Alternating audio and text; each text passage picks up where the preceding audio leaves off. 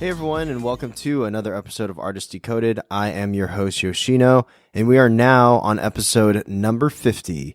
And in this episode, I got the opportunity to chat with film director Saman Kesh.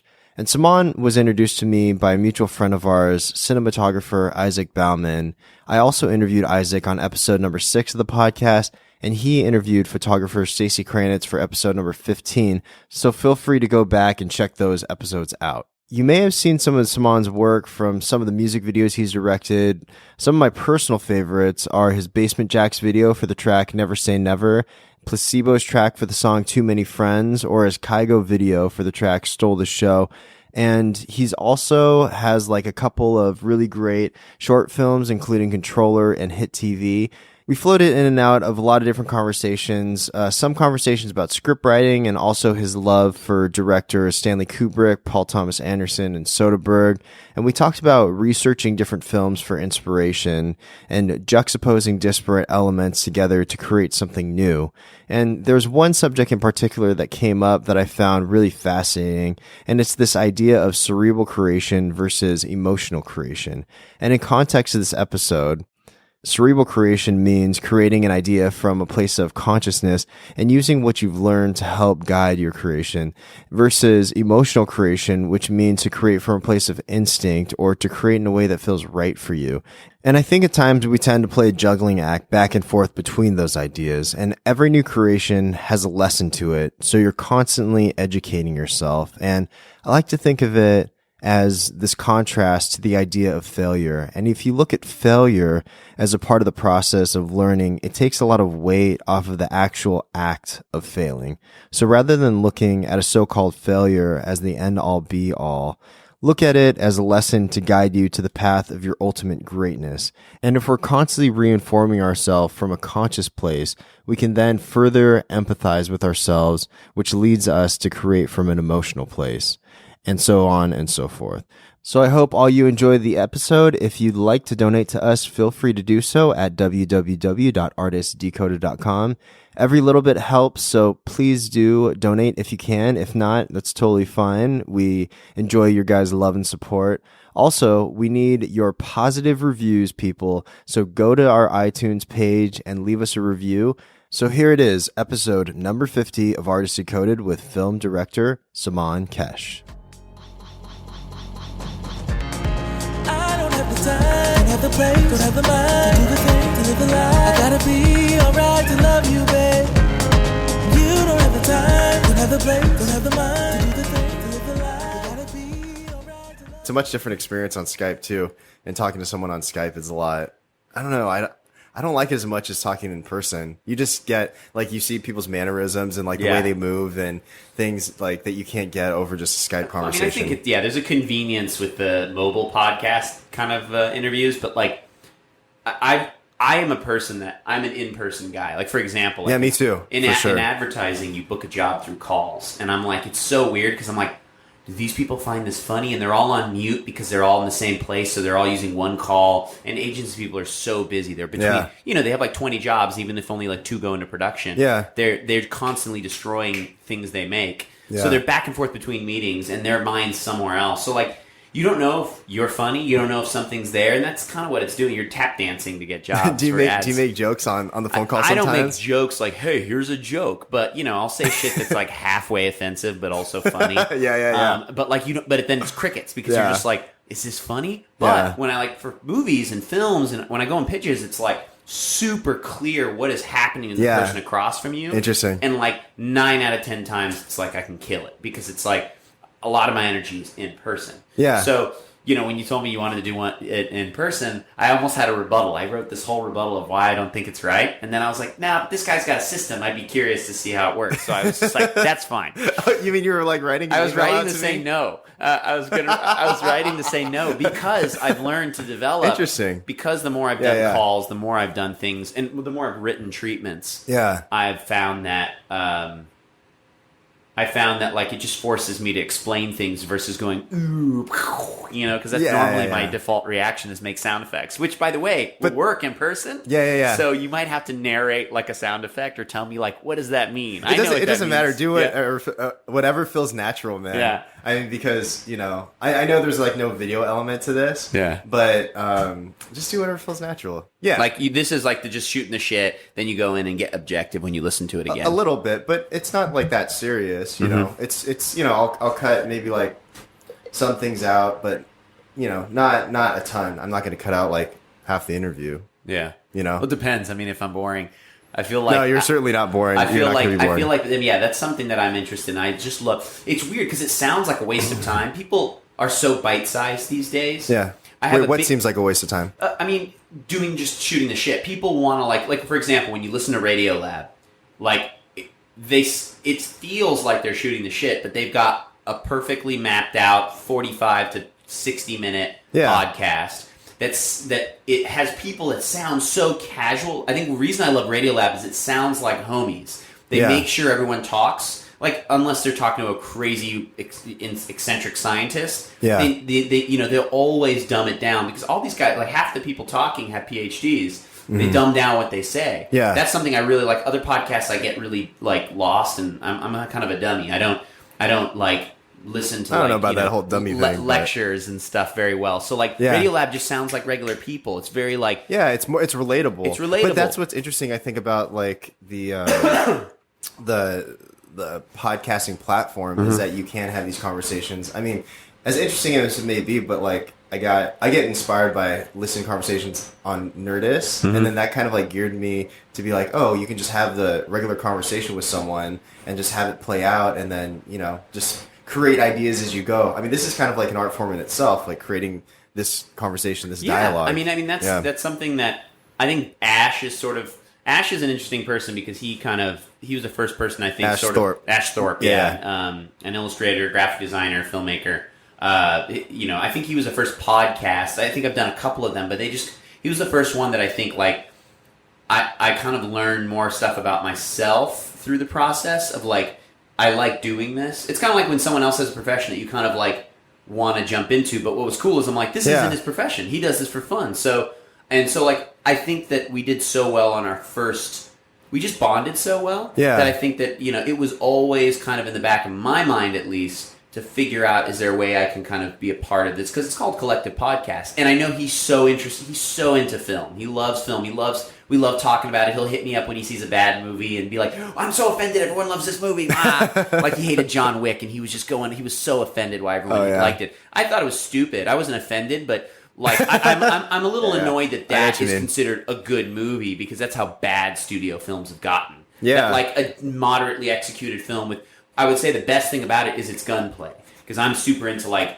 like very like CQC militarized fighting. Like I don't like that's why I like Michael Mann. There's like a rawness to it. He's just gotten lost into it. But John Wick is like the like for the UFC fucking watcher, you know? And I'm just like, I don't like that with like the sort of racist Russian mafia crap. I'm like, this is stupid. This pisses me off. It's kind of funny that you say the UFC watcher because I can relate to that just because I jiu-jitsu fighter, right? But I don't. I can relate to it and I understand it, but I think like as I've gotten older, I see it more for like the spiritual qualities of it and the philosophical qualities of it. Like, I mean, I'm really into Bruce Lee and some of his teachings and stuff. And Bruce Lee was inspired by Alan Watts, you know, for a lot of his teachings. But it's funny, as you get older, you see things in a different light, but they could be the same things physically, maybe.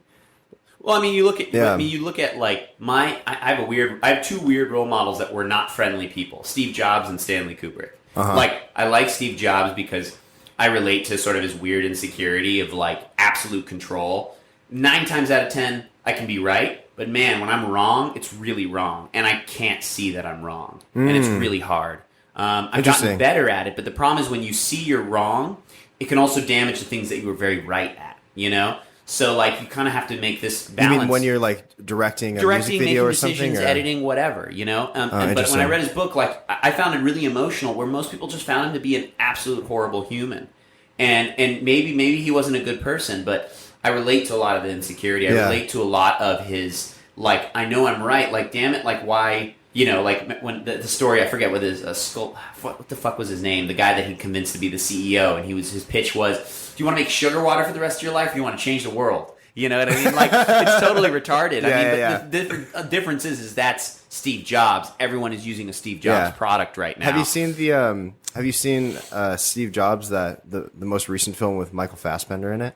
Yes, the Danny Boyle film. I liked it. I it? didn't watch it until I read. I'm reading the script right now, actually. But oh, nice. Did you? I watched it. Mm-hmm. I watched the screener because I missed it in theater because they booted it so fast because nobody watched it. But it was a great film. I thought it was cool because what it did was it wasn't really focused on the reality. It was focused on a kind of weird metaphysical alternate universe version of Steve Jobs. And I think they went that way from the fact that, Fassbender is this super fucking Germanic looking dude. Yeah.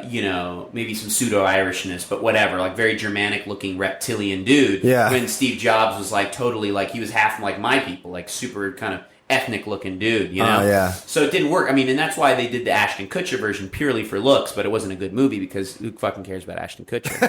But I haven't seen the Ashton Kutcher movie. Actually, I haven't even seen the Michael Fassbender version. When you finish the script, you can watch it. Exactly. Yeah. It's a good lesson to read the script and then see what the hell they do with it. Do you do that? Because I'm trying to get into the practice of reading the script first, then watching the film, and reading the script and watching the film. I do it sometimes. I don't think I have the discipline. They did it definitely in film school. In film school, they would make you read a script and then watch the film. If you wanted to cheat, you could watch the film first. Yeah. A lot of people did that. But the whole exercise is to read a script and kind of understand, wow, this kind of doesn't read that great, but everyone loves the movie. Let's watch the movie. And then sometimes that helps you realize, a compelling script sometimes isn't I don't want to say it's not well written. A script is a blueprint. Yeah. So, for example, if you read a Mike Mills script, they read like shit. But he makes the movies great. So all he needs. But he writes and directs it. He writes and directs it. So he has the whole vision in his head. Where the reason most scripts were written so well back in the day is because the writers never directed them. So it's hard to get. In my opinion, I think it's hard to write and direct because I can write a script. I don't think it reads the way a Tarantino script reads or PT script reads or an older PT script where it's just boom, boom, boom. You feel the movie in the writing. Interesting. I don't think I can do that really. I think I'm a little bit bloated. I write a lot of action lines. I write a lot of camera direction. But I think that'll have to go away in feature world. I have projects now that are not my stories that people are trying to get me to work on. Yeah. I'm working with other writers that I think are more literary versed. I'm just kind of a dummy. You're learning as you go too. Yeah. And I'm sure in 5 years you're going to be a really great writer, specifically with scripts, right? Hopefully. I mean, it's a craft, man. When I see a good writer or when I read a good script, I go, man, this is the shit. This is its own thing. A lot of the people, writer-directors that you see that are working are writers first. I still think even though PT is a fantastic director, I think he's a writer first. Yeah. Same with Tarantino. Yeah. I just think that they have such awesome personalities. They found a way to shoot stuff. But if you look at PT, there isn't actually anything visual. You don't think of PT as, oh man, his visuals. You don't think of PT as oh man, the camera work. You don't think of him that way. Yeah. The reason you think of him is because he's just so good at the macro. He does everything so well. But really, he's just in Boogie Nights. He's a little bit of fucking Scorsese and a little bit of Altman. Yeah. And I love Boogie Nights. That's such a fantastic film. A little bit of French New Wave, and then a little bit of biopic. That's it. I'm not saying that's it. It's easy. It's fucking one of my favorite movies. Yeah. And then Magnolia's pushed a little bit more towards Altman. Short Circuit. Not Short Circuit. Fuck. What's the '93 movie that Altman did? Not Short Circuit. Short Circuit.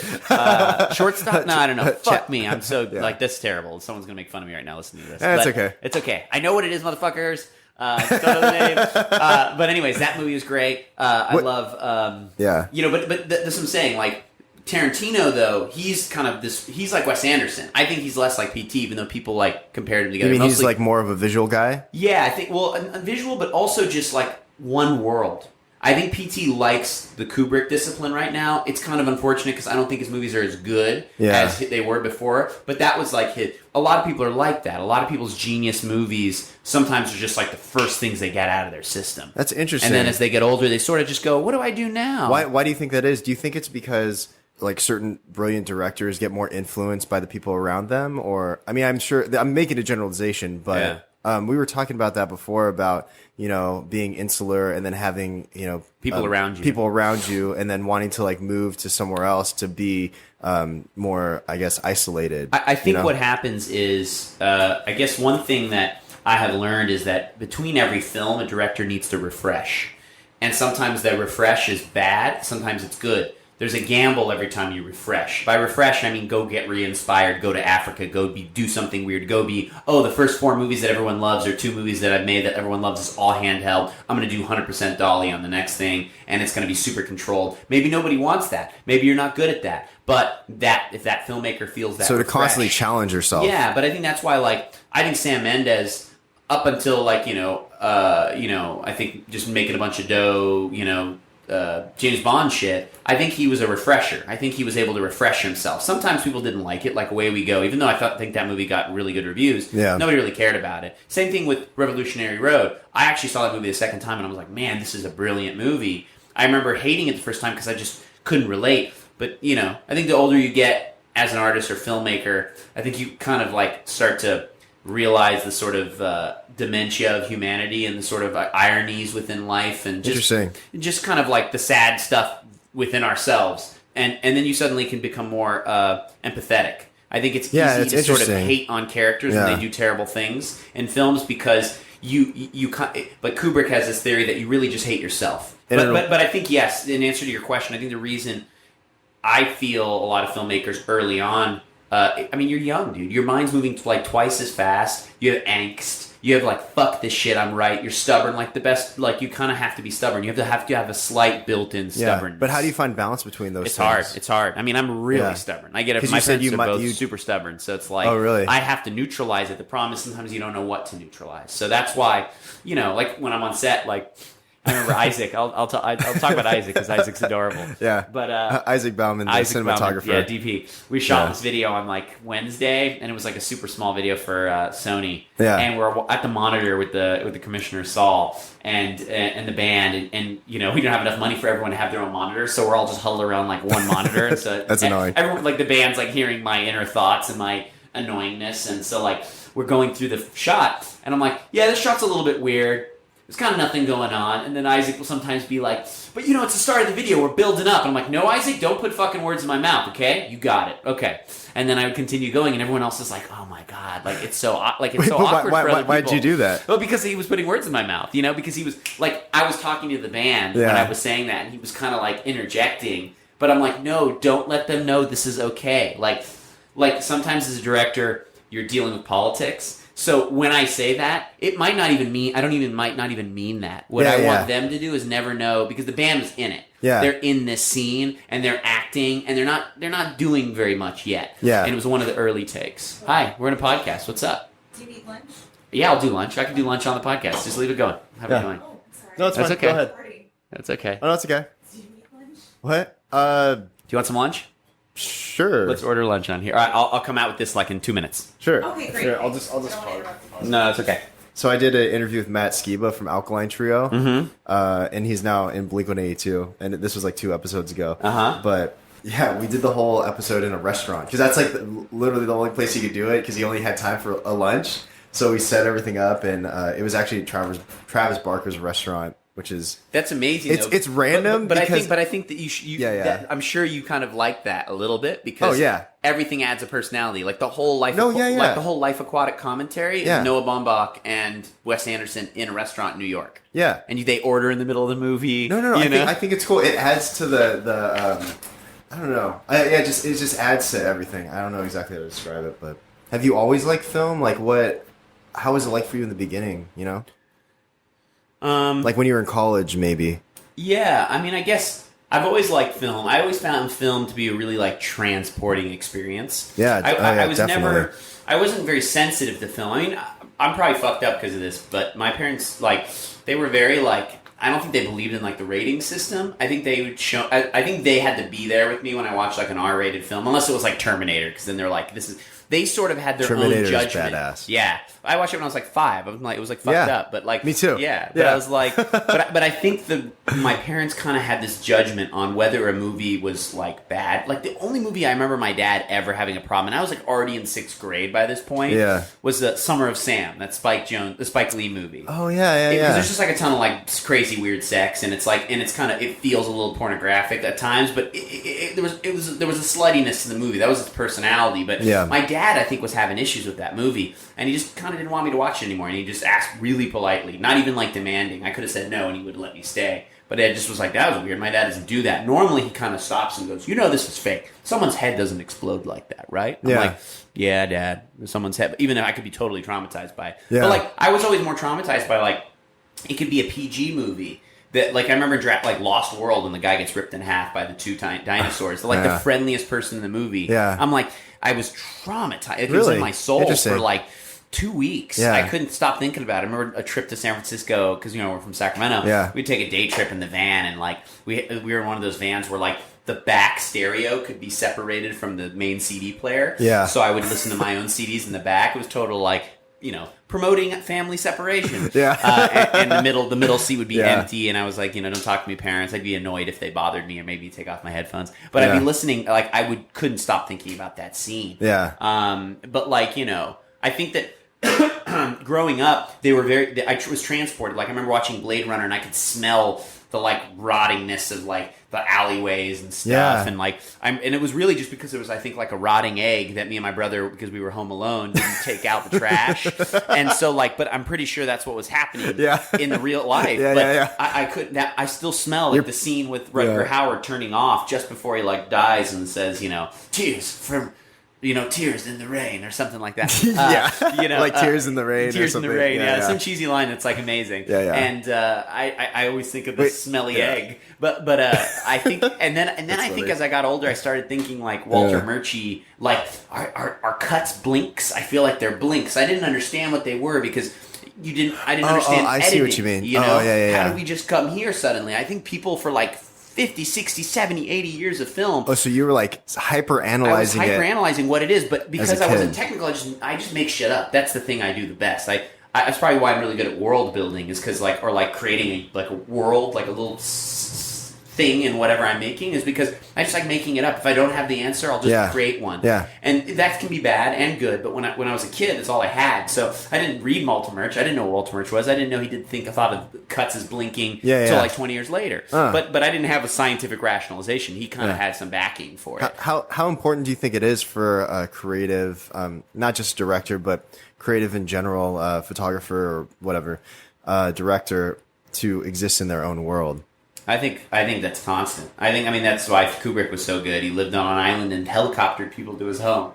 You know what I mean? Like he was a weirdo. I mean, he got to do that. We live in a different time now. Yeah. I think you can't really be those people anymore. Yeah. You just can't, unless you're like J. Cole or Kanye or something like that. And even then, it's like, it doesn't look good. People will make fun of you and you'll get bad press to be like flying people helicopter style. But that's just an era that it could exist. But what you can learn from it is like, if you can mentally, or like through just like having a home in Oregon. Like, I want to buy my second home in like Cannon Beach, where they shot Goonies, those dope ass big rocks. Oh, yeah, Goonies. Love it. It rains, it's sunny, it rains, it's sunny, great walks. People are chill there, very neutral. Politically, it's or like not live either... in like Northern California or Santa Cruz or somewhere where it's like isolated from the film industry a bit. Totally. And you just don't want, you want to walk around where someone just talks like, yo, dude, that movie's cool. I want to just hear that. I don't want to hear like people walking the street in LA thinking they know what everything is about a movie. You know? I just not because I'm like, you don't know how hard it is. There's no jealousy or frustration in it. I just realize the more human I am, my stuff's always better, and the more obsessed I become with like just the craft. You mean the more human that you are in terms of the empathy towards your characters and how like the characters can have empathy? The more I live life. Just the more I like hang out, the more I like have a dog one day and just like go walk them and just talk with somebody about like, like talking to you today about like all the Prime Day shit I bought. Like I have a Roomba. I bought a Roomba. See, that's what I mean. Like as much as and I hate it sometimes. You go out and then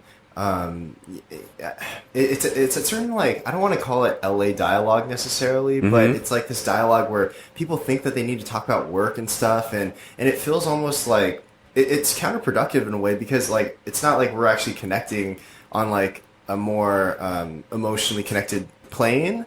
It's more like it feels like we're like competing or something. I don't like that feeling. Like I would like to. Oh, that's interesting. You know what I mean? No, keep going. Yeah, I totally Yeah, feel. yeah. I feel like there's like some pseudo, LA like competition, thing, even if yeah. either party doesn't even mean it. But like, when I talk to Yeah, other right? directors, my favorite directors I talk to, I don't talk about work with. Yeah. Yeah. And they tend to usually be directors I really respect, but it also tends to be because I don't talk to them very often because we're all super busy. Yeah. The ones that you talk to very often because they're not working very often, those can be some painful conversations, because it's like they somehow want to talk about work or they somehow want to validate what they're doing, and so they heighten what they do. And it's not like I'm like judging them like, you're no good, man. It's just like, look, like any chance you have to like refresh, remember that word I used, refresh, or I actually use the word palate cleanse. Yeah. Like I always think of like, what's the ginger in life? Yeah. Between each roll, interesting. you need to have some ginger. and so like, what's the palate cleanse? The sushi of life. Yeah, I do that in everything I do. Like sometimes I'm overboard. Like I like a lot of pink, and then I'm like, what's my palate cleanse? Where can I palate cleanse this? Yeah. Okay, this room needs to be like cool down or green. Yeah, interesting. But I also do it with light. Like between a project, I need a palate. Like after post-hit TV, I don't think I fully palate cleansed yet. Like I'm probably going to go on like some road trip. I might book a job in August, but I might go on like a 3-week road trip. Like I might just go straight into Canada and just drive around and get lost. That's awesome. But I need that stuff because I get a little lost and I'm impatient. Like I'm the kind of filmmaker where and you get anxious a little bit, right? Yeah, I get anxious and I'm impatient. I move really fast. I move faster than most people. Like my problem is too much. It's never not enough. Most people are not enough. Most videos you watch or film, they don't have anything to them. My thing is sometimes they have too much. Probably because the amount of content in my brain is more suited for like TV and it's just narratives where like people are 90% of their brain power is invested. Where videos, it's like you barely get 50 from people now. So if you're telling a story that's like got a complicated thing and they miss a little chink in the like part of the chain, then it's done, and then they don't like it or it didn't work for them. Because they're not absorbed. They're watching it on their phone or on a shitty speaker. Oh, you mean from someone that's observing the stuff you the make. artwork. Yeah, and so I think that, that's my problem. And sometimes going on these road trips detox me, and it helps me get out of my own head because I think so much. It forces me to get in my own head. I was reading, my friend, she sent me, so you know how there's like the astrological signs, right? Yeah. What did she send me? Let me pop up in this text. I want to know what it's called so everybody can look it up. Yeah. But she sent me a primal astrology website. It's called just primalastrology.com. I don't even know what primal astrology Animal is. spirit chart. And here, I'll click it, and I'll just go through my brain process. So I clicked last night. I was watching an episode of X-Files. Okay. Well, in the middle of a treatment because I was just sort of getting bored. Yeah. And you pick your year, and so I'm scrolling down to 1986 right now. This is the year I was born. And then you pick your month, and the month I was born is in August. And that lands me on Wolverine. So I'm a Wolverine. I'm like, first of all, that's cool. I'm a Leo normally, so I love having these like weird, like aggressive animals. Okay. I don't even know if a Wolverine's aggressive. I'm thinking of X-Men. Yeah. But I believe a Wolverine is aggressive. Yeah, but that's why they call him that, But then when you read it, it's like strong, proud, and emotional. Those born under the sign of the Wolverine are born leaders who can rise to a challenge, blah, blah, blah, blah. But then it goes to strong personality. One might expect members of the sign to be serious all the time, but in reality, nothing could be further from the truth. Though less pronounced, Wolverines show their playful side often. And then it talks about, like, they spend a good deal of energy putting forth a self-image that they want others to believe in. And so it's like all these crazy, like, strengths and weaknesses. But do you think, I mean, does that talk for how you are? I think a lot of it is. The one thing that's in here that I unfortunately is not is like, they don't need to try for the opposite sex. They just come to them. I'm like, nah, I have to try a little bit. I'm not that cool. Flock to me. But a lot of it is also like, I don't let it happen. I have this I don't know, I like in a way, I'm all about like being carnal because I feel like when you challenge too much, it's sort of fake. You know what I mean? Like a lot of the whole racist issue right now is it's so 3D. A lot of people think it's so black and white, like fuck these other people. Like we don't know what the racists are even like. Like they could be dumb. At a point they were dumb. Yeah. What's weird is there are like really intelligent racists now, and I don't understand what that's about. But because I don't understand that, like there's a bigger problem we have. I think what happened before. Now we're getting all racy and shit, but I'm Iranian, and fine. So it's like there's this thing where instead of people always said fuck race, it doesn't matter who somebody is racially, let's hire them or let's do this. What it's created though is it's created kind of an ignorance or maybe an arrogance and or I guess either or and therefore people don't care. Like I had a friend, his last name was Eggert, and I was like, oh, that's a German last name, and he was like, no, I'm not German, and I was like, what? And then I went to his like mom, and I'm like, he doesn't know his last name's German. He's like, you don't? And he's like, I'm not German. I'm German. What? And it was like, it was kind of weird to me. I was kind of annoyed by it. Wait, why were you annoyed by it? Because I was just like, I think people should be educated about race. Yeah. That doesn't mean you're racist to think about what race is. Yeah. So I think the reason people there's the whole like Black Lives Matter thing is because people, instead of bothering to understand what it means to be black, they're just going, oh, they're black, but I can't talk about it because that's racist. No, that's not racist. Talking about it is not racist. Yeah. That's why I think like comedians are really awesome, because like they can, in a funny way, say stuff that could be considered racist, but it's really just kind of opening your mind and blowing you away. Until it is actually racist. Until it's racist, like Kramer and shit. Yeah. But I think like when you go to like a Tosh, I don't know if you like Daniel Tosh. Love Daniel Tosh. Yeah, Daniel Tosh. And I think like there was one thing where I think someone called him racist. Or no, sorry. He was in a crowd, and in the middle of his sketch or skit, someone called him racist. Someone just shook his head, and it was like a white person amongst all these black people. Yeah, and because it was a black joke, and he was like, "Look, the only white person here shaking his head." Yeah, he was like, "That's how you know he's racist." And he was like, "You're probably racist, motherfucker. Everyone else here is laughing except you. So get your inner racist out. That's why I'm here for you, brother." And everyone was laughing really hard. That guy was probably pissed. Oh yeah, but that's like the Kubrickian thing where it's like you're probably racist. Like, I'm not racist because I'm attacking an issue. So, I mean, okay, so you bringing that up to the surface, is that something that you like to put into your filmmaking? Not the racist part, but the Kubrickian thing that you're talking about. Yeah, I think so. Like, not the racist part. That's not what we're talking about. No, I love, that's the thing is like, I guess to sort of talk a little, because it's an important issue that's happening now. It's like, for me, I'm Iranian. I wasn't born in Iran. I was born in Iran. I moved when I was like 2. So I always say like, kind of doesn't count. But like my whole family's Iranian. So many of my family didn't move here.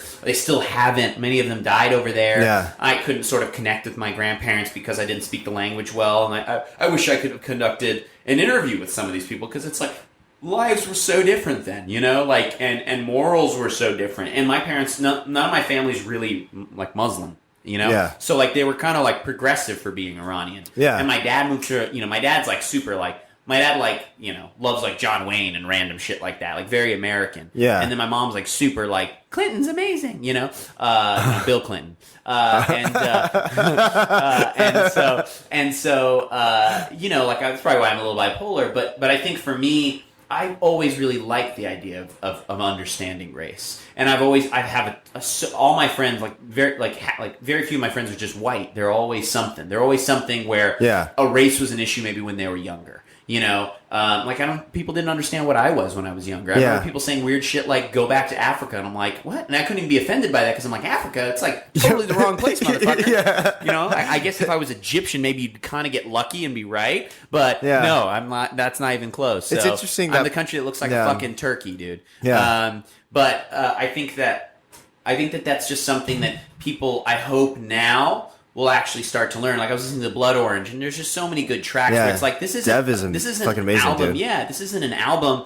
It's almost an album like for white people, like to like talk about black people. Like there's just so many cool little samples that he used, and just things to remind you that shit's fucked. And if you listen to the SoundCloud, there's a lot of really cool shit about that too. And I think it's easy to sort of get worked up about it, or get one-sided about like racist complaining and shit like that. I'm like, nah, man. Like, well, it's funny because I make a joke, like you're Japanese, I'm Iranian. It's like we kind of have this line where once black people are treated fairly, then it's gonna go to you guys, and then I'm fucking third in line once we stop bombing people, But I think that like it's a heavy issue, and that's part of the humanity thing too. Is like when I take road trips, I sort of get in touch with that side more.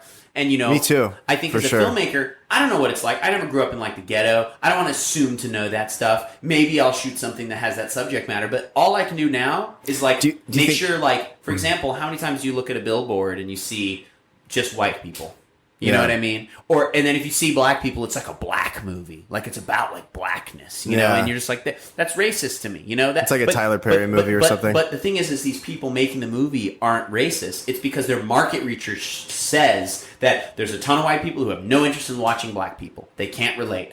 And so it's like, okay, well, they can't relate because they're not educated. Because there's still a divide of just ignorance or arrogance. Yes. And that's the problem. So people need to be educated. People need to kind of dig up this dirt. Like what's happening now needs to happen. Yeah. And I think that like all I have control of, like, you know, you should see like when I'm on projects I work on, like I'm super intense about like racial casting. Like I'm just so tired. Really? Of, like, yeah, like in Hit TV, our main character, even though in the short he's like a white dude, in the film or TV show, I mean it's gonna be a TV show first. You know, like I'm really pushing hard for Idris Elba. You know, like for a trope that, you know, we're talking about in the 80s, they would never have it unless it was Action Jackson or some sidekick. It would never be a black dude. Oh, I see. Or for like Shaft or something. Yeah, even like Iron Man, you have like a black sidekick. You know, you're never gonna have Iron Man be black. So it's like that's why it's like, no, fuck it. I'm gonna take a character that most people would think should be white, and I just don't want people thinking when they grow up to have that thing. When they're 2, I don't want them to look at a black person like as some sort of different thing. Yeah. That's racist to me. So it's like I want, if I have control over that, that's all I have control over. I'm making things that millions of people watch. So if I can help that and cast like a dope ass Asian character here, a black character here, a Middle Eastern character here, like then it becomes normalized versus sort of this separation that I think. Was there an intent then? I mean, looking at Controller, for instance, to shoot the whole thing in was it Taiwan? Yeah, I don't think that was an intentional. I never sort of thought as a racial thing. I'm just into like Asian culture. I'm really fascinated by the busyness. I think because my brain's very busy, I relate to sort of like the Asian, like lots of stuff. You know what I mean? Especially in like Japan. Like I love Japanese advertising. It's so me, just like random, insanely guttural shit. Yeah. You know what I mean? And I think that's kind of how it related to me. But I think what was cool and what people absorbed is I treated it very Western. Like it was very much a Westernized film with like little bits of like Old Boy, little bits of that. But those films are also partially Western, you know? Like they're not like 60s, 70s Korean movies or Japanese films. They've got Western vibes. If you go back to even Japanese New Wave, there's totally like, it's their spin on Western. So it was my spin on Taiwanese, you know? And so there, I think what people saw in it when they're like, I don't even like watching like, you know, Asian cinema very much, or I'm not absorbed and I'm not in that world. They were able to catch, it's like a gateway. It's like a gateway drug. It didn't feel like Asian cinema at all. Yeah. It did feel very Western. And also I was listening to some commentary that you and Isaac were making on that film or on your film. And you were saying something about, you know, the landscape feeling like Blade Runner a bit, and so, Blade Runner 2.0 is I think what I said. I think you said like Blade Runner 2.0. So was that also intentional to shoot it specifically there for the landscape and for the environment? Yeah, I mean that's where we were gonna shoot it. I mean basically the job came out where, you know, my friend Tom Lee, as a producer and director, was living out there. I think he still lives out there, but he's based here also as well. But at that time, he was just there. He said, hey, man, we got this job. It's for a Chinese client. It was actually like a commercial. And it was a promo. And they said, make up whatever you want as long as it's about love and it's sci-fi. And so I made up a story. They totally dug it. But they were... Wait, that was initially a commercial? Yeah, and then they killed it. And then we just got rights back to it from it. You know, we basically... The agreement was they hated it, and they weren't going to pay us the second half. And then we said, okay, if you don't pay us the second half, give us the rights then. And it was this long process. And then we, you know, sold it as a feature. And I think that, you know, the landscape was, yes, it was like a bonus / I wanted to exploit as much of it. But when I got there, it wasn't really until I got there that I was like, this place is great. Because my only experience in Asia at that time was Tokyo, was Japan. Yeah. And so it was like a very crazy, hyper clean kind of almost Disneyland. You know, like Japan like has this kind of little bit of snobbery in that world where like, they don't want things to look like other parts of Asia, even though it still kind of has elements. Like, you know, they have, you know, there's so many people in the streets, like, sweeping shit that kind of normal places wouldn't even sweep. It's just a really clean place. Mm-hmm. When you go to Taiwan, it's like what if Japan left this place at 1955? I think that's when they left their occupation. And it looks like 1955 Tokyo. Because 1955 Tokyo wasn't vertical. It was horizontal. It looks like it still. Mm-hmm. But with, like, American influence because, you know, America's been a huge importer and works closely with Taiwan. In fact, people's names they're literally within the first couple of years of their life, they all acquire American names. Interesting. So like for example, our VFX guy who spoke no English was named Benson. I'm like, that sounds like you're a character from Sherlock Holmes. Like, why the fuck is your name Benson? You know? Do you say that to him? Kind of. And he's like, oh, I had to translate it to him. And Yeah. I don't know. Yeah. You know? That's amazing. But yeah, it's interesting how much because I went to Southeast Asia. nice. What part? Let's see. I went to. I was just in Thailand. Oh, awesome! I was in Thailand about 3 weeks ago. That's right. Yeah. No, I was in Thailand. I went to Bangkok and Koh Chang. I probably fucked that pronunciation up, but then I was in Vietnam, Singapore. Damn, and dude, Laos. that's crazy. Yeah, for a month I went around, but yeah, it's interesting to see. Did you get sick at all? A little bit in Laos because It's hard when you travel, like especially if you kind of half backpack. It's like you got to drink water where you shouldn't be drinking water. Yeah, and yeah, you're just yeah. Like, fuck. Yeah, I was certainly backpacking. I mean, I at a hostel that I stayed at, there was fruit, and I was like, oh, this looks Was this like recent? When did you go?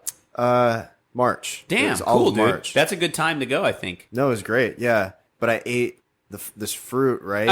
And it done. looked no, but it looked fine. It looked fine. And then I was super sick the next morning, and then I went over. I looked behind the counter, and there was just flies all over the fruit because they don't refrigerate it, and it was just out there. And Yeah, I mean, it's crazy when you go to countries that just Darwinian-wise, like they've adopted so many germ-fighting bacteria because we have bacteria in our stomach. Bacteria is good, like probiotics, stuff like that. But it's like, you know, we have natural stuff that we build and develop that they have, you know? And I've noticed, like, that's why in India, like, people there don't get as sick as people, like, suddenly a foreigner entering the country. Of course. Like, they can drink their water. Why don't they get sick? Because, you know, like, they've been there for so long. They're fighting They've germs. adapted, yeah. We've never been there. Like, genetically, depending on who you are, like if it's some random like German dude, there's a chance his genes haven't seen that gene pool for like thousands of years. Yeah. So yeah, you're gonna get fucking sick. Yeah. You know what I mean? Did you get sick in Thailand? No, I didn't get sick in Thailand or India. You know, and I don't know if it's like I got lucky or if there is some sort of. Did you just drink bottled water?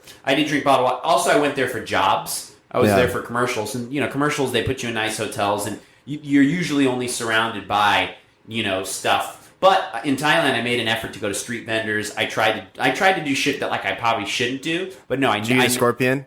No, I didn't eat scorpion, but I ate crocodile. Oh, interesting. Yeah, it was How'd pretty that taste? fucking good. It tastes like chicken. Yeah. Like whenever you think something is scary, it just tastes like snake. It just tastes like chicken. In Vietnam, I had snails, but they gave us it was on the street, and they gave us a safety pin to eat it out. It was Instead of really like a instead of like a shish kebab stick, they gave you a they safety gave it pin. a safety pin. And then I had. Do you know what balut is? Oh, it's probably because it's like it might fall apart otherwise. There's probably some tactic for it, unless they ran out of. I think they were just giving everyone safety pins for some reason. And then another time was it good? It was fine. Yeah, no, it was. Did it taste like chicken? Or did it taste more like fat meat? It tasted, I don't know, it was really rubbery, and then the bottom part of the snail, I don't know, when they cook it, it gets really hard. Crunchy? No, not crunchy. It's like how do you describe it? Kind of like cartilagey. So I don't know. So is it kind of like having like squid? Did it taste a little bit like that, but with a little bit, but then the bottom part was really like thick and suddenly went hard. to like shark fin is like that. I've never had shark fin. I had shark fin in Japan one time, like an izakaya, and it was like straight up fucking like took me 100 bites. My jaw was done. The next day I couldn't like eat. I was like, ow. Yeah. Like, have you ever had balut? No, what's balut? It's it's this Filipino dish, but sounds like butt. Have you ever had butt? Yeah. I'm gonna kick your butt. Yeah. No, man. That's awesome. But no, it's basically like a half-boiled fetus in an egg. Oh, whoa! What fetus? In an egg. So like it's duck an egg, or something. It's like chicken. Me and my friend, because I was traveling with my best friend, and we were really hungry, and we were like, "Oh shit, they have boiled eggs. All right, cool, we're good." And then so she hit it open, and then it was just like it was all veiny, and then there was a beak. And then there was feathers, and there was like a little, I don't know, like little bones and stuff in it. And I remember seeing it, and right when she opened it, I was like, I was like, what? Did you eat it? I was like, what the fuck is that? Yeah, I did. And my friend, he was like, I can't do it. I can't eat it. this is horrible. And I was like, this is actually pretty good because you put salt and pepper on it and you put lemon on it, and it's actually not that bad. It's probably so underdeveloped too. You don't probably taste all the things you're seeing. Yeah. No, it was. I just don't fine, like actually. for example, when I liked it. Do you go to dim sum? Yeah. Sometimes I love dim sum. Okay, so my top 5 foods. Actually, I'm not going to probably get 5, but I'll say 3 is Persian food, my people's food. That's like the one thing I really, really love about Iran. Amazing food. Especially if you're from the LA area, Yeah, I mean, sure probably brings you back to your childhood too, but totally. But it just tastes it's just so good. It's the right amount of just everything. Yeah. Big portions, but other than that, amazing. Dim sum and sushi. Those are my 3 favorite foods. Sushi. Ramen would be in my top 5 otherwise. But the reason I love dim sum, I love the grab bag vibes. I love like the spirit of eating it. You can kind of eat a little more than you want. You can eat a little less. Yeah. But one thing I see there all the time is the chicken feet. Oh, and I hate it. I don't like the texture of like knuckles and things like that. It freaks me the fuck out. Yeah, it's weird. I've had it once and I didn't like it, man. Yeah, I didn't. I know I hated it. I literally saw it and I'm like, I don't want to look at that. But that's the problem I'd have if I can sort of like I like octopus. I'm starting to feel guilty eating octopus because apparently they're like smarter than dogs. Yeah. So I'm like a little bit depressed. But octopus is really good. I like squid. Well, fuck sharks. I'll eat a shark to death. Dolphin, though. Shit. No, I would never eat a dolphin. Yeah, me either. Dolphins are like they're totally dogs. You've seen Cove, right? Yeah, fuck that. Of course. I met those guys actually. They're a little crazy, but I mean, I like their doc like a little bit more when I did meet them though because they were so just passionate. It was crazy. Yeah. But they're just a little nuts. Like I wouldn't want to like have dinner with them or have my mom meet them. But those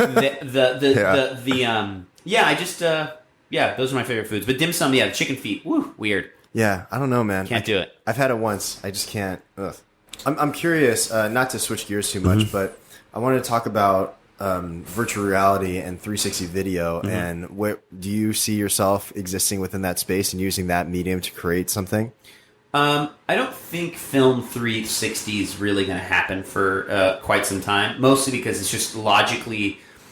Look, okay, so what is VR? VR is virtual reality. Virtual reality implies it's a virtual reality. It's a reality that's not of our existence. That could be augmented, meaning like the Pokemon Go is technically VR in a way, crude version. It's augmented reality. And then, which by the way, I think they're the same world. But I mean they're specifically split up in a like tech world. with virtual reality, Oculus Rift. I'm interested in taking 2 cameras, stitching them together, and having a really wide experience where you can look left and up and down a little bit, but it's not full 360. Then you can do whatever the fuck you want with the camera. You can fucking run around with it. You can create dolly moves, and then you just create like a really cinerama. Imagine being really close to an IMAX movie with fucking VR goggles. That's what I'd be interested in. Game wise, which I do. Wait, by the way, why aren't you interested in the whole 360 experience? It won't happen. It's hard because if you want a full 360 experience, you need to be in control of where you walk.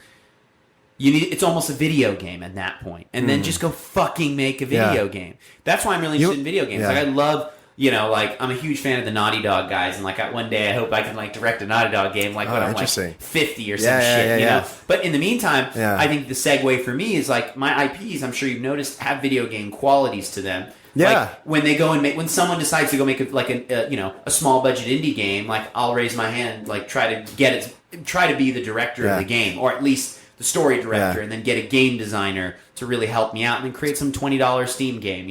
What did you see the Silent Hill video game that was going to be made with Kojima and Del Toro? Yeah, and it got killed. Yeah, I know that. I was so pissed off. Yeah, Konami's stupid. Konami's dumb. It's so ridiculous, but I felt like that was such an interestingly immersive experience. It was going to be great. Just playing the demo itself, you're like, fuck, oh shit. Super cinematic. And that one actor is in it, the dude from Walking Dead. Norman Reedus. Yeah. He's actually a really good photographer, too. Oh, is he? Yeah. You know what? I remember him from random. I think he was in like Blade 1. Like I remember him from like Blade 1 or something. Like I remember his face is opposite Wesley Snipes. Well, yeah, opposite Wesley, and then he dies somewhere. Maybe I'm wrong. It could be a totally different actor. No, I think you're right. I think you're right. And he has this really sharp feature. He kind of looks like if there was ever a power animal for him, he'd be a wolf for sure. Oh yeah, or like a fox, or maybe something. a Wolverine. Yeah, no, he wouldn't be a Wolverine. Wolverine's Hugh Jackman. He'd be a honey badger. Yeah, no, he's not a honey badger. Dude, I had this dream where a honey badger. I had a dream where a honey badger totally attacked me. It actually just last night. That's hilarious. Because I remember reading up about honey badgers. If you get too close, sometimes they'll go. and run at you really fast and Oh, weird shit. and make woo sounds. Yeah. And this one was like a combination of a flying squirrel and a honey badger, and he just like the honey badger flew at me. And I'm like, but he was just trying to scare me, and I'm like, bitch, you're just trying to scare me. You can't do anything to me. It was such a weird dream, man. Dude, do you have very vivid dreams? Very vivid dreams. They've gotten a lot less like cool. They've gotten a lot more real, like weird and like comedy, like kind of almost stupid comedy, you know, like very situationally dumb. Yeah. But then I have really like my dreams teeter between generic and then really erotic. Like not erotic, like fantasy, just like very like weird like shit, you know, like that. You know, do you ever have like an erotic dream where you don't remember, but then like when you know you feel its presence and you're like weird, like or like someone accidentally bumps your arm and you go, yeah, don't touch me right now, this is weird, you know, like I don't know what my dream was. Interesting, but it was something when I was a kid. I remember them vividly. Yeah. Do you ever lucid dream? Huh? Do you ever lucid dream? I'd love to try to. Yeah. I was reading an article of my friend Ian Jewell, who's the director. There was an interview they did of him, and I forget for a commercial he like practiced like a lucid dream. I think he practiced it. Maybe he said he just normally does that. But I kind of want to pick his brain, maybe teach me. But apparently, if you can do transcendental meditation, part of that training is part of how they teach you to do lucid dreams. Interesting. I'd love to explore more with that. I don't know if I'm there just yet. I still think I'm just tapping into like my being. I think dreams are more interesting for like abstract thought. I don't think for me. I don't think it's. You don't write down your dreams? No, I'm not good at it. I'm not good at doing that because I don't like right now. The honey badger only happened because you triggered it. Interesting. I didn't remember it when I woke up. I just remembered it right now. Oh, interesting. Yeah, I explained it with vividness only because you triggered it. So I don't really know. I have to figure out a method to trigger my memories back to me because I forget. I think I have what my dad has. My dad doesn't remember dreams anymore. Period. And my dad's like a total old school dude. So when I tell him like, "Oh, it's good for you," he's like, "Nah, blah blah. I have to worry about loans and shit. Fuck that shit." You know.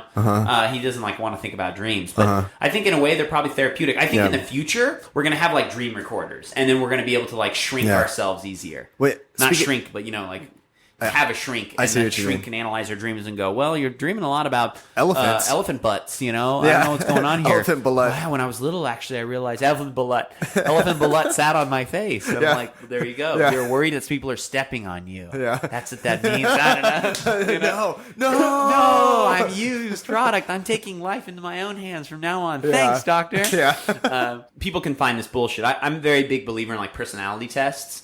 Mostly, what's your personality test? I forget the combination, but it's Myers-Briggs, right? Yeah, it's like a very small percentage. Apparently, like the number one profession for what I do are scientists.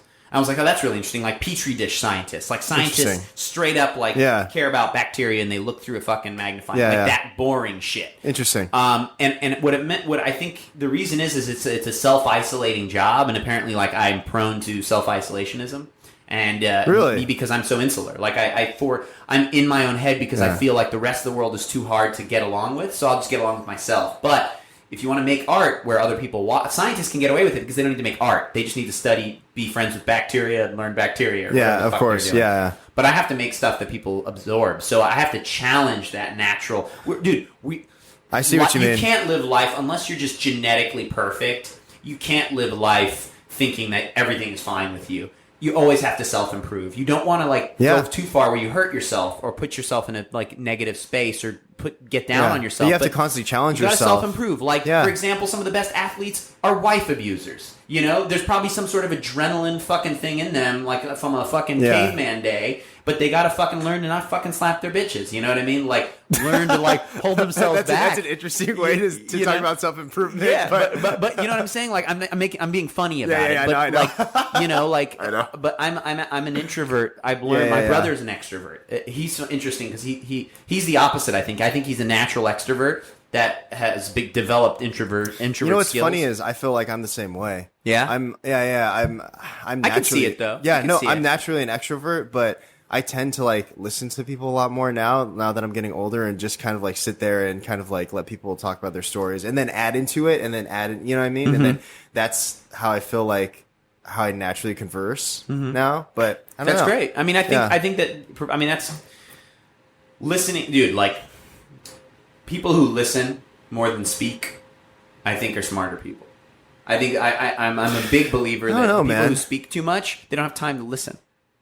You know, I mean, like, well, there's a balance there. There's a balance there because I think you need to express your thoughts, especially being a creative. Like, actively know how to express your thoughts. Actively being able to pursue whatever creative fantasy or dream that you have, right?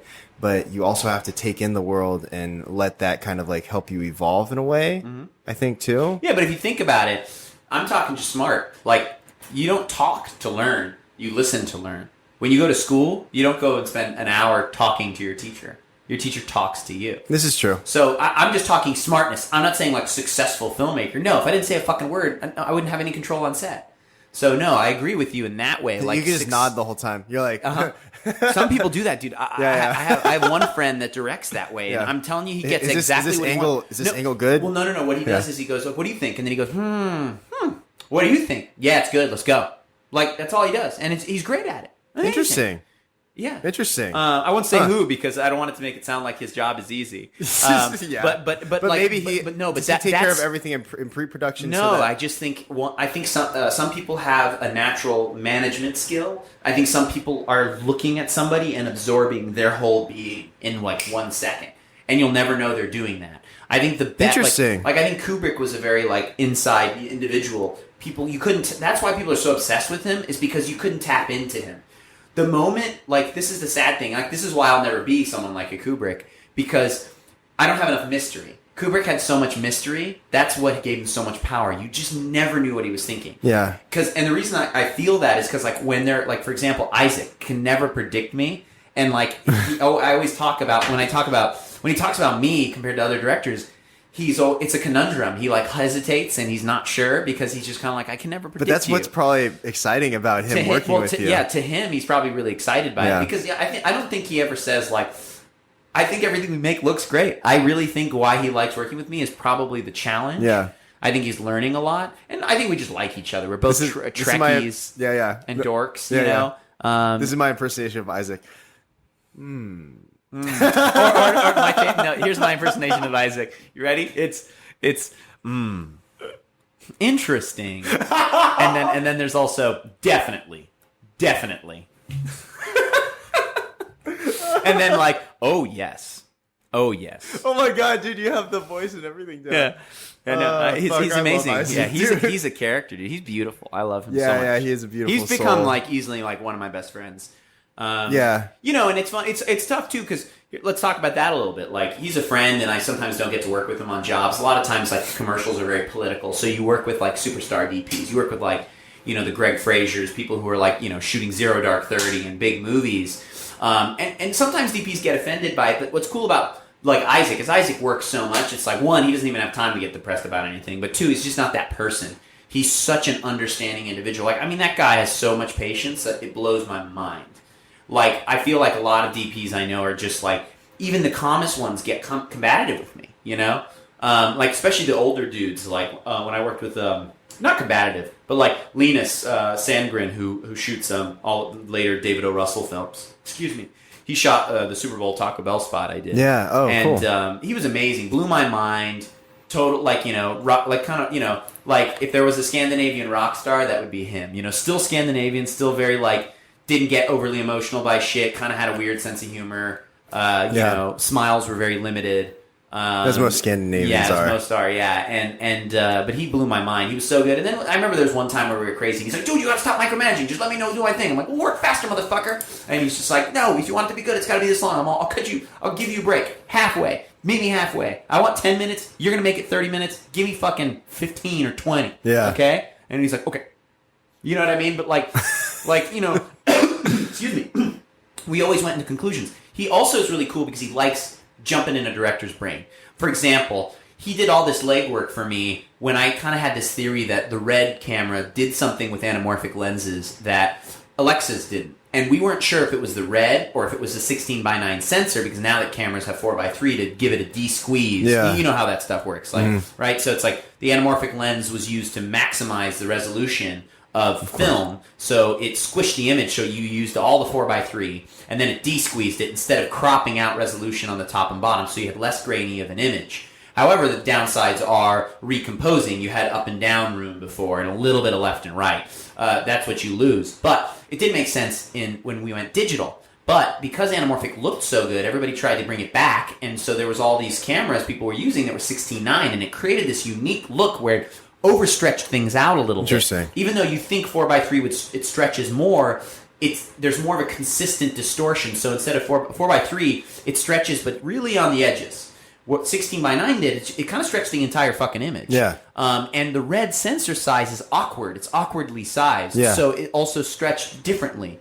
And so if you look at the DJ Carnage video I did, that was with some Cook anamorphics and reds. The Cooks don't look like that, and the reds don't look like that. It was like an amazing combination. The problem is you lose a lot of depth on this. You lose a lot of focal length on the sides. So like no lens is ever wide enough. And you can't ever use the viewfinder correctly, and you're like, wait, why does this 25 look different than the fucking 25 I had on the viewfinder? It's because you're losing information on the side. It's chopping it out. Interesting. So that's the downside. So he did this crazy test in Austin, in like over Skype, and just like, I guess that's where he was, because we were shooting some footage that I wasn't there to shoot. I was in Spain, and they would literally would sit there and they did like a whole day's worth of testing, and they did all this research, and it was really cool. He was really patient with what he could easily have been like, you little kid, you don't know what you're talking about. Instead, he absorbed it like interesting. And to this day, we disagreed. He didn't feel there was actually a difference. Like, the difference was super small, and it was in my head, and some of it was the content I was shooting, some of it was the diffusion I used, but he did agree there was something there. I just agree. I said that it was much bigger.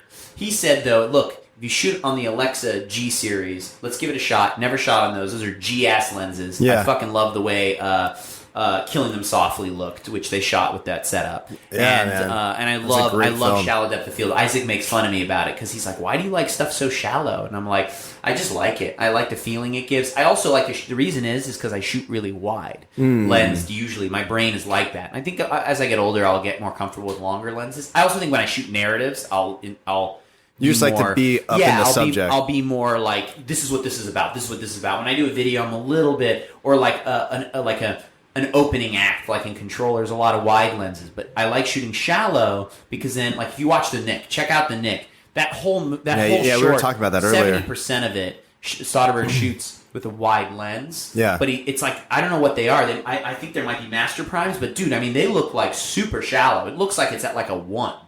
Aperture. Like, interesting. It's so, that's crazy. The background is so out of focus. Okay, I'll watch it. Here's my theory. My theory is that there's just a lot of depth. That these buildings are really tall and they're just really far, so they're actually a little bit more out of focus than what they normally would be. And he just instead, so the streets and he just maximized on that. Yeah, and if you look at the Nick, it kind of always looks like it's shot at like 7 a.m. because there's no one in the streets. It's like the most bare New York City. Because back then it's bullshit. I looked at images of New York back in 1900 and it's packed as fuck. Yeah. So it's partially a budget thing, but also I think he just used a lot of depth. And if you notice, if you watch the Nick, there's never a shot against the wall. Yeah. He always shoots with depth. Because that's why I think how wide lenses look the best is with depth. Of course. And I mean, even if you look at a Wes Anderson movie, even though it's very two-dimensional when he shoots, he's like a diorama, right? Yeah, of course he has so many layers. He doesn't have just an FG, an MG, and a BG. He has an FG, an FMG, an MG, an MBG, and a BG. So he has all these layers of depth. That's insane. And that's why when you watch it, there's this really 3D parallax side-scroller video game vibe because it's like there's all this depth happening. Yeah, that's interesting. Okay. But that's his thing. And I think for me, my biggest, what I kind of wish I was more like I have a good friend, A.G. Rojas, whose work is so like his thing, you know? It's it's kind of just like sort of surreal. Like, it's like, what if lifestyle was like a lot more surreal and a lot more like dreamlike, you know? And he has this universe that he's created, and that's his universe. And even in commercials, they kind of come out a little bit, however much they can. But I'm not like that. I feel like I'm very project-based, which I like more. That's why I really love Soderbergh. That's why I really like Kubrick. Like, Kubrick, no matter what, came out in his work. But all his movies are different, and they're all different genres. Even though every movie of his has like horror in it somewhere. I see what you mean. Psychological horror. Yeah. He you know, they're all different you like movies. to work cross-platform. It's a horror. It's a fucking drama. It's a war movie. He just naturally came out of it. But that's kind of how I like absorbing content. But I'm starting to learn, like Isaac was telling me, like, most directors would just pick a lens, pick a camera, and only use that forever. And I'm just like, I don't. really think like that because a movie might be spherical, like the way Spielberg thinks, where not all his movies are 235 and not all his movies are 185. Yeah, he thought based on. But I the think movie. that helps you adapt to the times and adapt. Totally. I mean, if you're using the same technology that you did, 10 years ago, I mean, it's kind of like you're. You become outdated. I think in a box. Some people kind of think it's a lack of voice. I've had people insult me and tell me straight to my face. I've had production companies kind of not shop me around for commercials saying, "Oh, you're still looking for your voice because I don't do one thing." And look, there is an agreement. Like, dude, well, I think you're just trying to have fun. I mean, I'm trying to explore. Simplify it. I think my job is to explore. But yeah, I'm always better fun when I and explore. to explore, right? If I ever you want to be excited about what you do constantly. Yeah, but also I don't think I'm good at repeating myself. I think when I do repeat myself, it's so obvious. You see it. Whereas all the stuff that I think if you were to give somebody my body of work, the answer that I hear the most are all things very different from each other. Like a common combination. Yeah. Cinnamon Chasers, the POV road trip film. This was the first thing I ever did out of school. Controller, and then either Basement Jaxx or Vitalic. Yeah. And the reason, and you look at those things, they're all three very different things. Yeah, they are. Like Cinnamon Chasers is a little bit more it's a lot more. But you still have your flair on it. I think that's what's cool. I think there's a tone and an energy. Yeah, but I like the Basement Jaxx video just because who doesn't like twerking robot butts, Yeah, that was cool. That's the juxtaposition. That's the whole I'm going to treat this super serious, but that's what makes it fun. Yeah. Yeah, and people on and the little sweat drops go down the guy's head, I love that narrative, man. I just thought it was so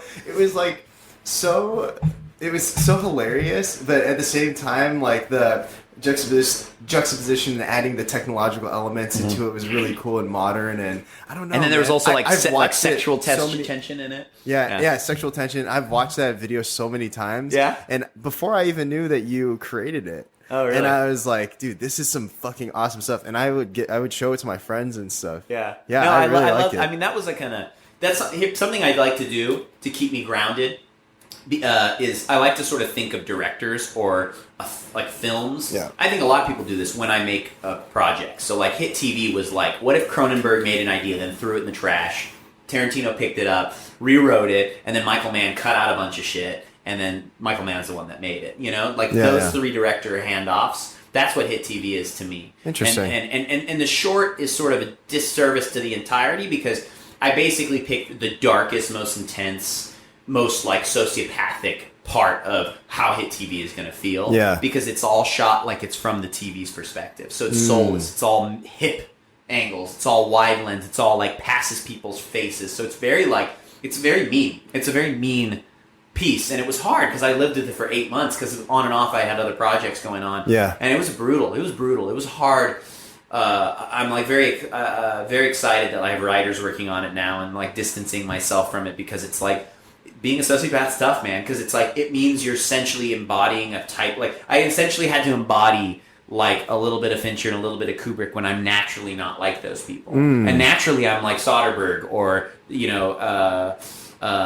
Alfonso Cuarón or something like that. That's how my brain works. I rather shoot stuff like that, where I just grab a camera and it just has that perfect little wobble and it walks around and interesting, still beautiful looking, but I can reframe however I want and whenever I want. Sometimes I operate a lot. This last job in Thailand, I didn't operate because because I did it better. I did it because my DP was 9 feet tall. Not really, but Lasse Frank, another Scandinavian Danish DP, just fucking giant. And we shot a Korean spot and everyone was short. So it looked like God was looking at everybody. Interesting. So I had to shoot the thing and then he just was running around changing lights and being a painter. Yeah. But that's my natural instinct. If you were to, if you want to know a video that's 100% Saman brain vomit, it's my Chick video. Did you ever see that? No, I didn't get to see that one. Sorry, man. It came out before,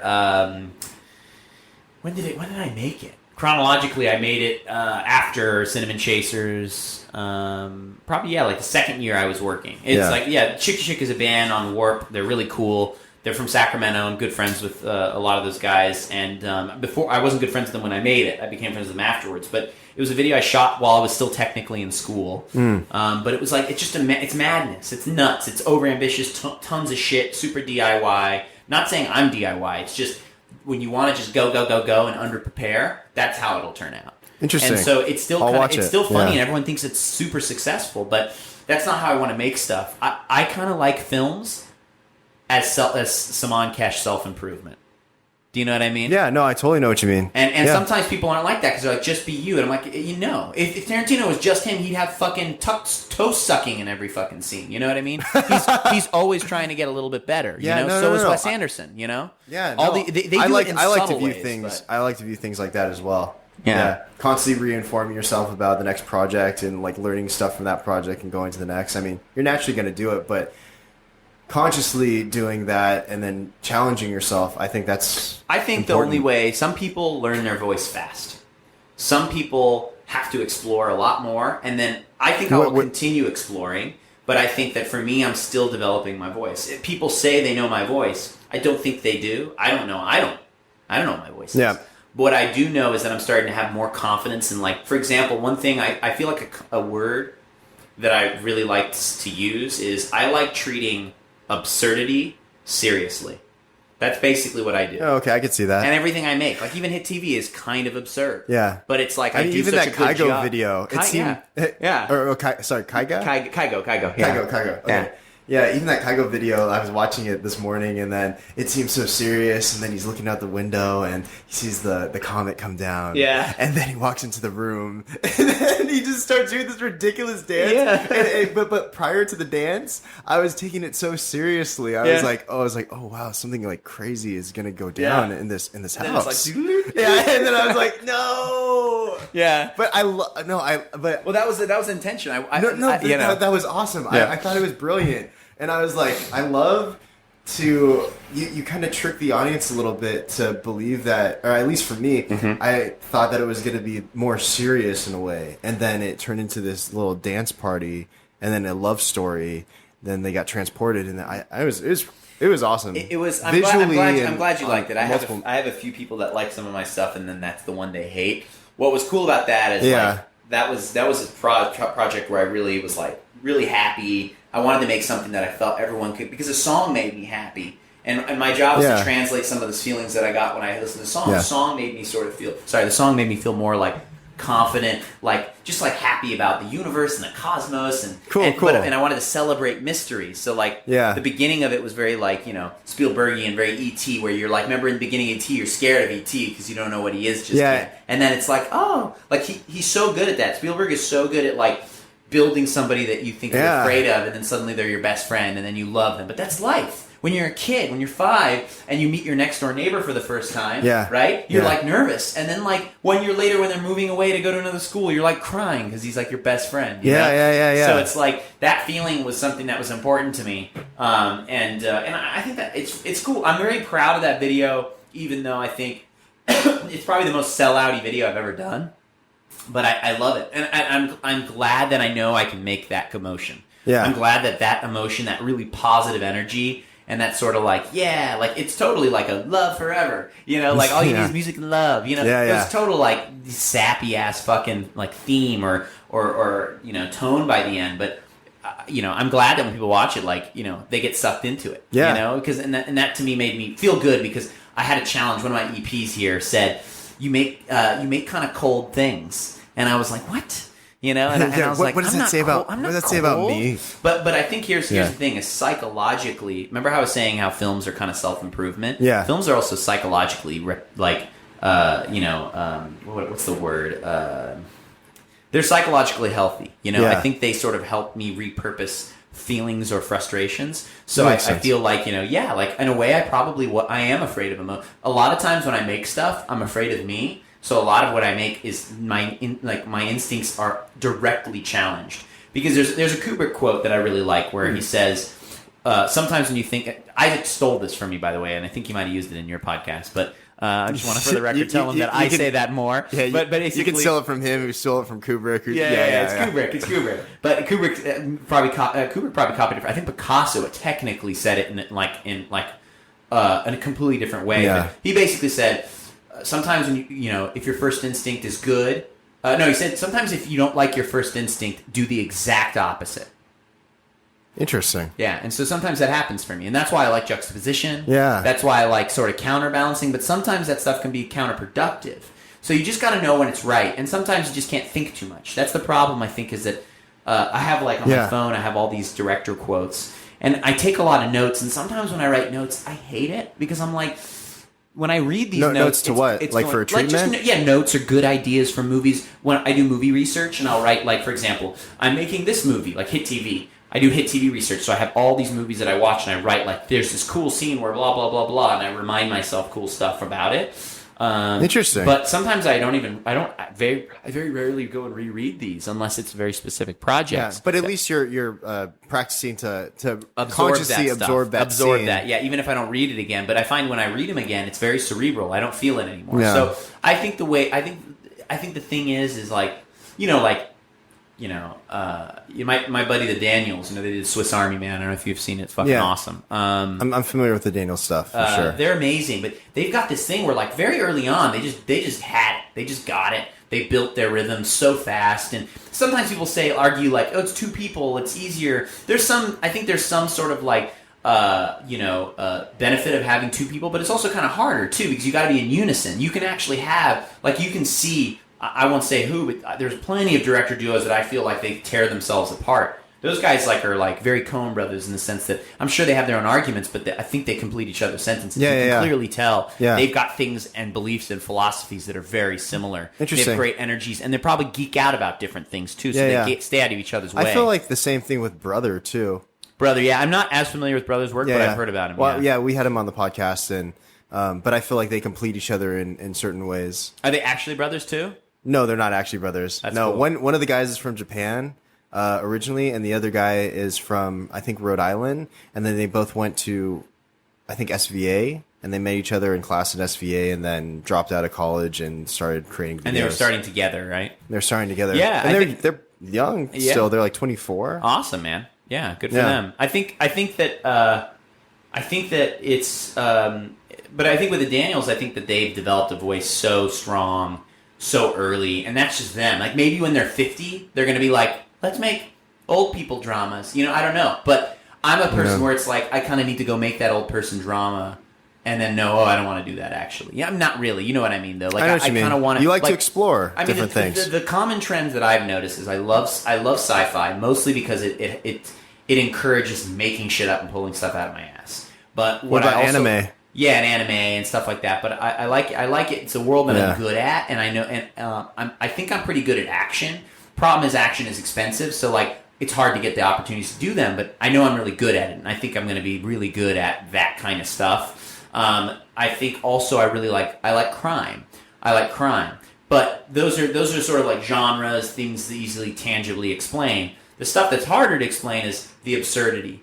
Like, a lot of my mantras when I write treatments, they always have the word absurd in it. I can't not say that because it's like there's an absurdity to what people... Also, I think in advertising, they tend to pitch you stuff that you kind of do, and so I've sort of developed an absurdity in my work, and I treat it serious. And some people kind of think I'm comedy. Some people call me like they call some of my stuff comedy, and I'm like, it's not comedy. I don't know what's funny, dude. I do not know what's funny. Yeah, I think it's funny to me, but I don't know. I think that Kygo video is the people find it comedy, but some people go, like, it gets beautiful to them. Like, so I know what I make is not a comedy because comedy is when everybody laughs.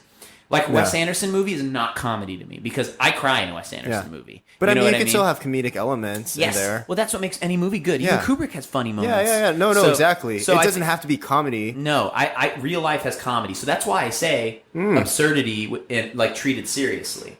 Like for example, the Kung Fu Love, like that. Like, there's going to be some dramatic shit in there, and it's going to be fucked up. And she can, like, break dude's nose, and it's like kind of an attack on men. Yeah. But, like, it's funny too, man. It's playing Yuzo Koshiro. You know what I mean? Yeah. Like, when fights break out and someone cheats on her, it's like suddenly like don't. You know what I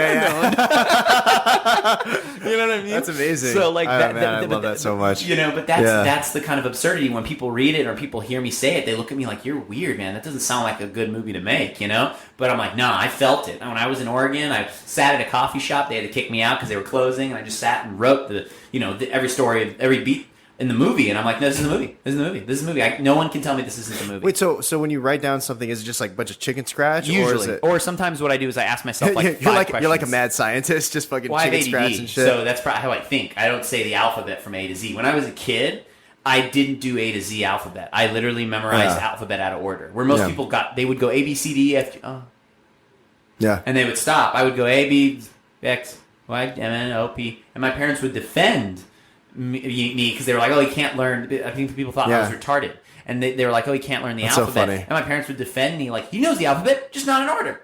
Yeah. And so you made your own order. Yeah, I made my own order, and that's kind of like, that's probably also why I like Soderbergh's work, because I think he's a master of just like fucking shit up and pacing. Like I was watching The Limey, and like I didn't like the movie the first time I watched it. The second time I watched it, I still think the acting. I don't think Soderbergh's mastered like acting. I think it's very secondary to him. So sometimes actors are just kind of he has to get really good actors, or it's bad.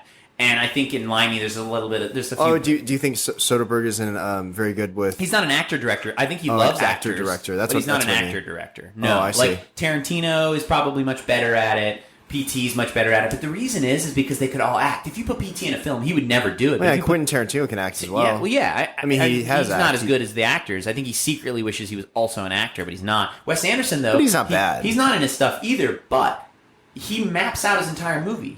He tells people how to perform lines, which many actors don't like. And he actually talks about how Ralph Fiennes was like the first actor that I think straight up said, like, this is not how you direct. You know? I can't act unless you just let me do my thing. And he's like, oh. Yeah. And it's interesting, talking to all kinds of different... talking to all kinds of different directors and people within the film industry, and then kind of like me understanding, I mean, there's no right or wrong way to do things. It's just like... It's your way. It's your way. It's your way. And I think there's something so...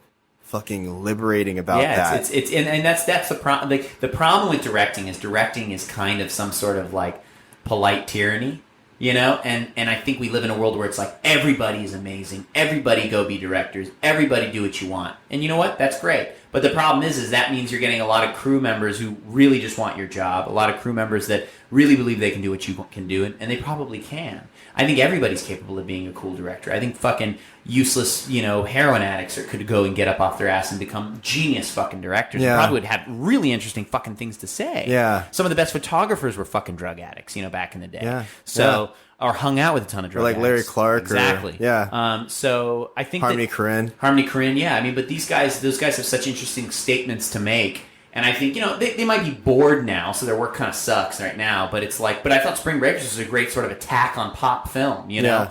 That was a good visual film as well. I liked the cinematography was amazing. I liked it a lot. I liked it a lot. I don't think it was overrated. I don't think it was like him trying to make pop. I think it was him making fun of pop.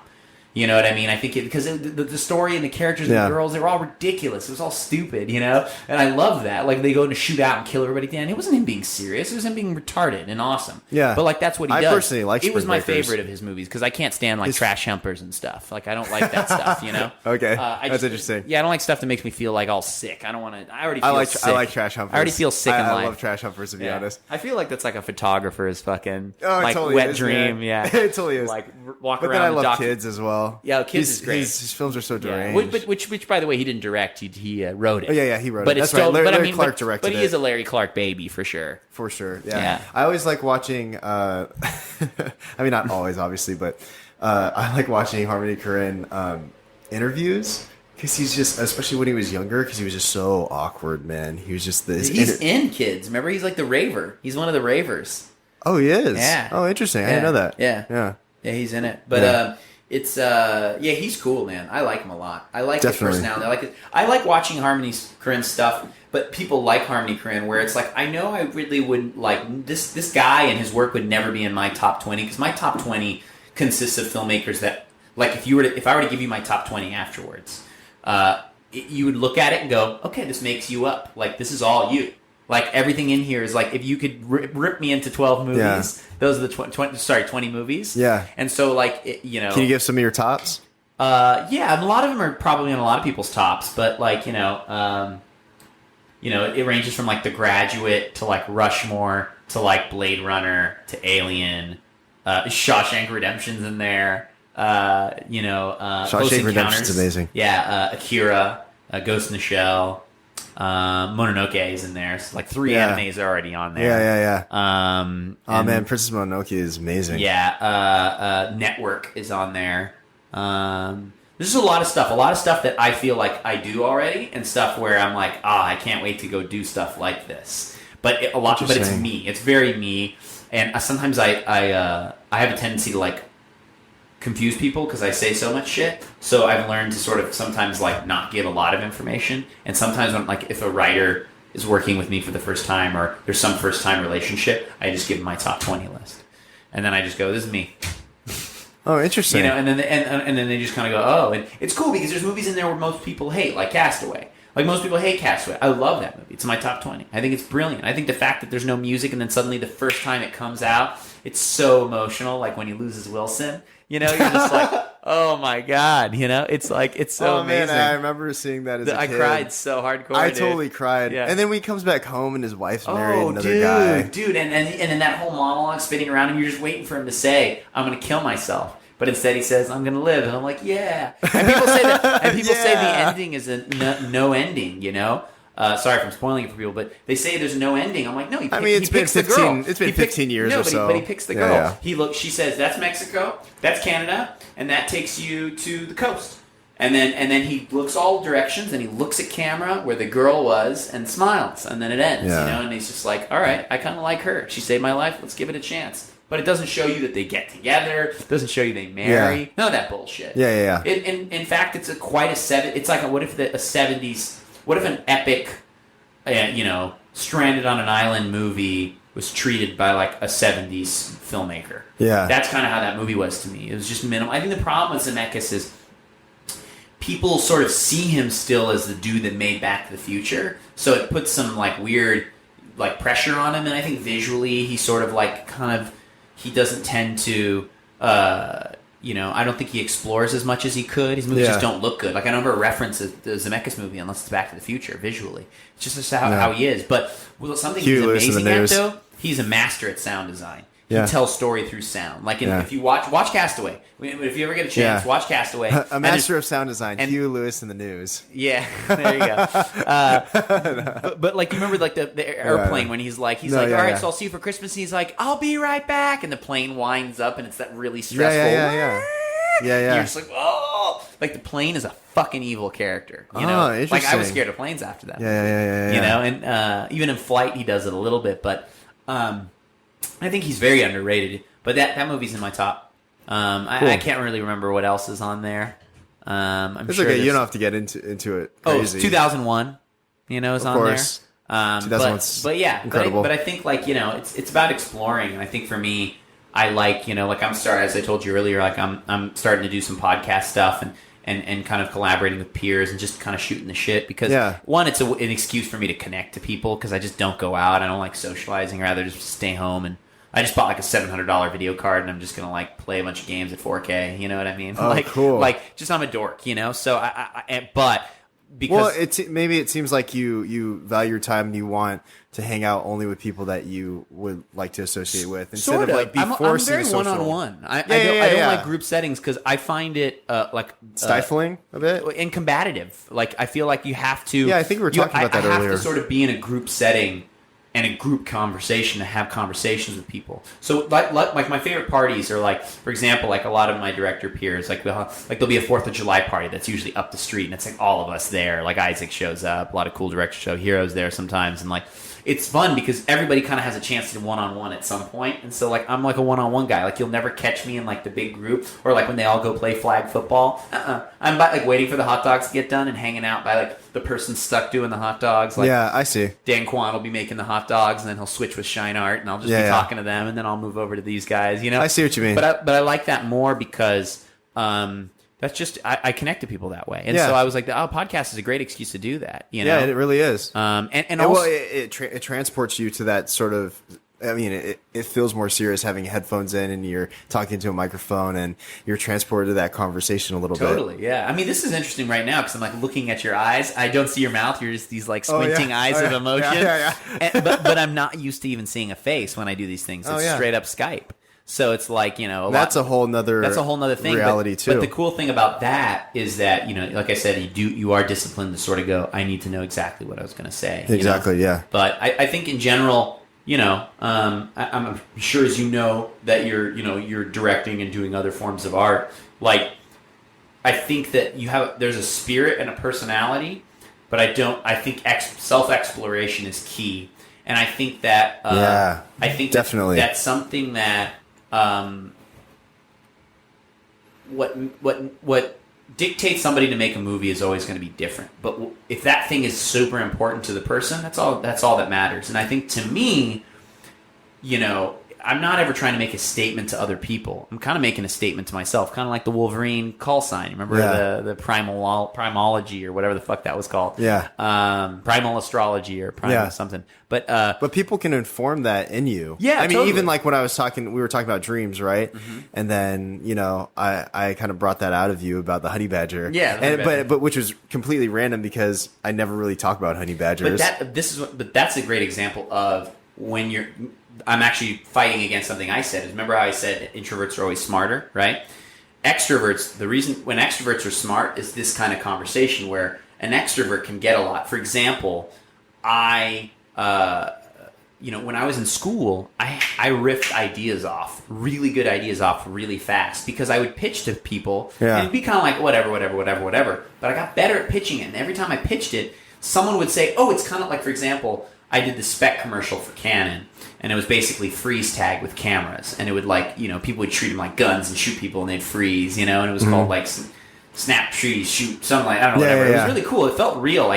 Canon wanted to use it. A lot of people thought it was real. I got like awards, like it was a real commission spot. Yeah, it was really cool, and I was proud of it. But I had like 5 months to work on it in the sense of just getting the idea down. And I remember saying, oh, it's going to be people treating cameras like they're guns and playing and shooting each other and they freeze. And then like one friend's like, oh, so it's like camera freeze tag. And I'm like, yeah. And then suddenly that made its way into my pitch. Yeah. So like your honey badger thing, see Saman, this is why going out is good. But it's like, going out and hanging out does that stuff. Yeah. You sit there and but maybe you get these constructive... Kung Fu Love happened with me and my writer, both drunk, talking, and making up two words, I was like, I want to make a movie with two random words, and then I was like, Kung Fu Love, and then my friend was like, Kung Fu Love, and I was like, Kung Fu Love, and then that's all I said, and then I went up to Oregon and I was like, I want to make Kung Fu Love. What is that movie? Yeah.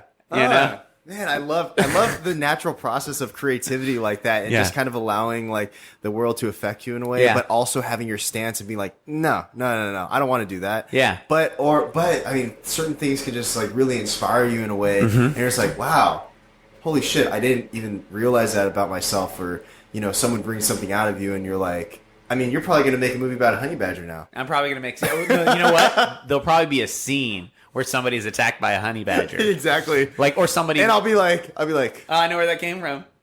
The honey badger. Yeah, because you know what it was? Is I think in the dream, too, I didn't know what it was. It was like this flying squirrel, but it did what a flying squirrel would do, but it was like the way a honey badger would attack me. A flying squirrel escapes. It doesn't attack you. Yeah. A honey badger can attack you. Yeah. So instead of going like this and waddling to you, wobbling to you, it like jumped and flew wobbled at me, and it was interesting. It was like a hybrid of the two, like a it also reminded flying me of, honey squirrel. It also badger. reminded me of this game called Dead Space. If anybody's ever played that, like the monsters kind of jump at you all weird. Oh, that game's freaky. Yeah, man. and so like it was kind of like that, but like a little like cute animal honey badger. Did you ever play EverQuest? No. I'm not an MMO guy. I used to play some WoW, and then I gave that up after a couple years. I played both.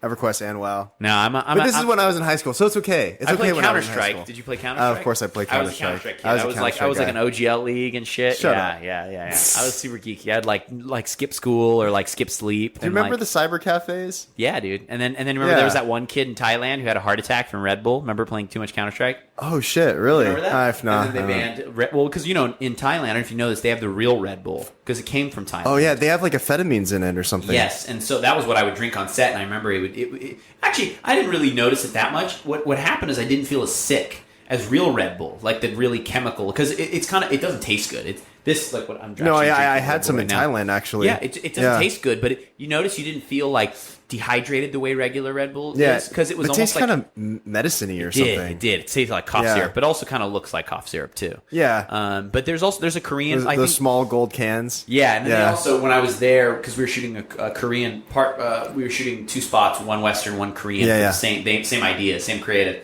And one of the creative talents gave me like a Korean version of their Red Bull, and it was the same thing. It tasted like crap, but I didn't feel like shit, and it's smaller portion. So you really drink it kind of like medicine. You treat it like medicine. I think also the reason is the humidity tires people out there, so they need it more.